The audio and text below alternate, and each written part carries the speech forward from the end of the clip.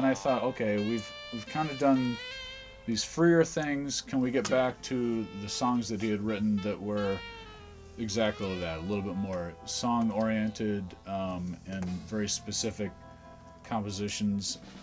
Um, and then once we had gone through the Nocturnes and we had about 6 pieces that were working really, really well, I really thought, okay, now's time to go out on a limb here. I wanted to explore the Nocturnes, which I really didn't think were going to work. Initially, I thought about doing them as duos, but also incorporating a lot more improvisation into them. And once we started exploring these pieces, I realized that they didn't need anything else added to them.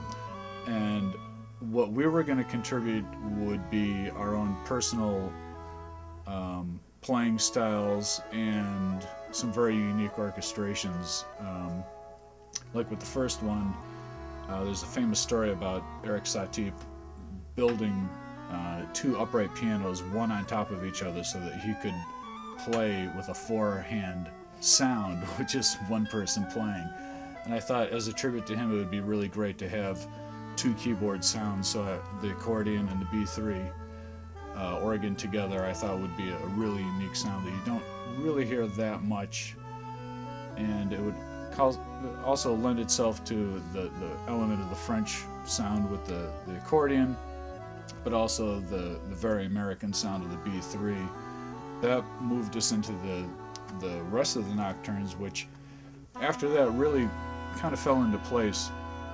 The duo with the guitar, the duo with the electric bass, they were all very, very different emotionally, and from very mysterious to an element of Eric Satie's music that pretty much seems to be a continuous theme throughout, which is a very kind of childlike sense and playfulness, and almost kind of a humorous side to his music. So each one of these Nocturnes had a very specific characteristic to them. Like the woodwinds were going to be a very sweet kind of sound. The brass Nocturne was going to be a little bit more brutal sounding and not as delicate as the woodwinds. So each one took us in a very unique direction, and I got to say, what I initially had planned on doing and what it ended up being were 2 very different things. All of these pieces were written for the piano, which has a very wide range sonically and texturally. But when you add different instruments from the piccolo all the way down to bass trombone, we had trombone, bass trombone, trumpet, 2 soprano saxophones, and flute and piccolo.